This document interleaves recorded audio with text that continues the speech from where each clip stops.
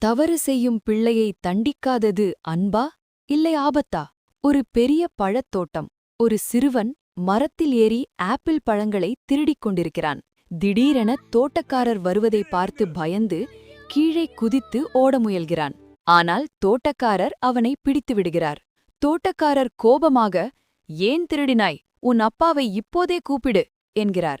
சிறுவன் அழுது கொண்டே, "அப்பா அங்கேதான் இருக்கிறார்" என்று தூரத்தில் இருக்கும் ஒரு முதியவரை காட்டுகிறான்.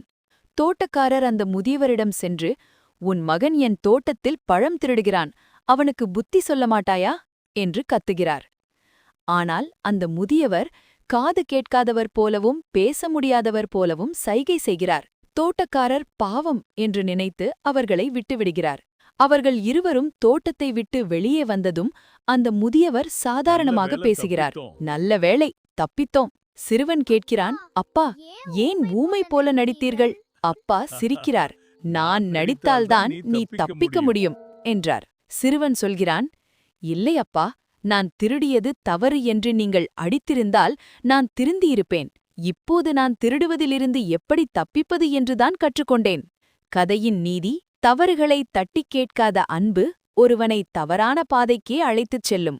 இன்னும் இப்படிப்பட்ட பவர்ஃபுல் ஸ்டோரீஸ் பார்க்க உடனே சப்ஸ்கிரைப் பண்ணுங்கள்.